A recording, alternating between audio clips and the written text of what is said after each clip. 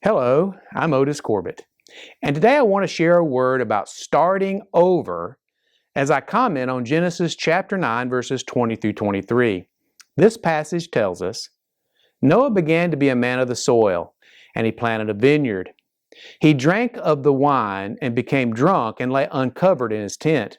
And Ham, the father of Canaan, saw the nakedness of his father and told his brothers outside. Then Shem and Japheth took a garment, laid it on both their shoulders, and walked backward and covered the nakedness of their father. Their faces were turned backward, and they did not see their father's nakedness. From both personal and professional experience, I think one of the most difficult emotional and spiritual challenges is the task of starting over. Let me explain. When I was in elementary school, I was assigned a long and difficult homework project. I labored over the task all afternoon, being very careful to write clearly and legibly because my handwriting has never been very good, and this was long before computers came about. I had just finished the last sentence on a multi-page paper when I bumped over a glass of milk on the kitchen table where I was doing my homework. I literally cried over spilt milk. I wanted to throw up my hands in defeat and crawl into bed.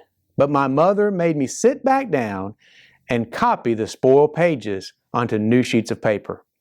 It did not take as long as I thought it would, and the next day I received a good score from my teacher.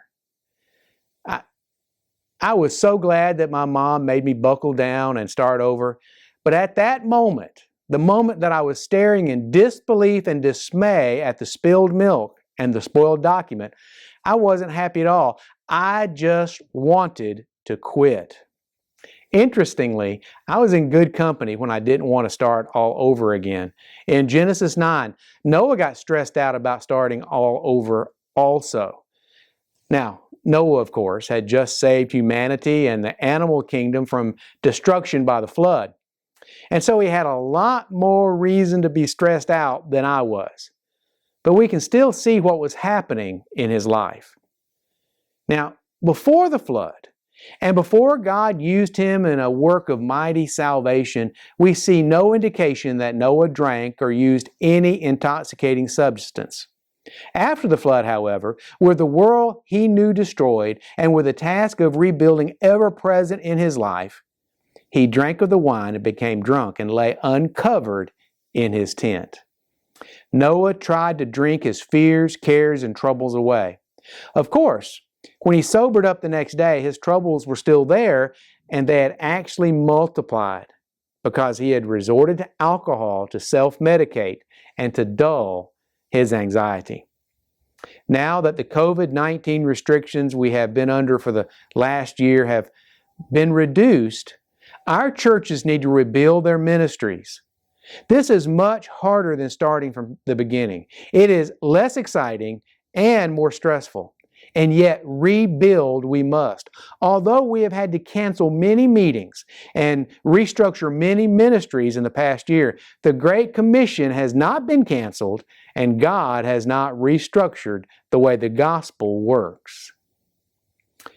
People need a relationship with God through Jesus more than ever before. And we need to rebuild and renew our ministries so that we can be the hands and feet of Jesus in a post-COVID-19 world. Now is not the time to give in to our fears or to cater to our fatigue and inertia. When Jesus calmed the storm on the Sea of Galilee, that was not the end of the work. When they had arrived on the opposite shore, that was when Jesus healed the demoniac. Our work awaits us. We must rebuild. Pray for our churches and our pastors as we restore and reinvigorate our ministries in the weeks to come. Thanks for watching. I'll be back soon with another word that we can consider together.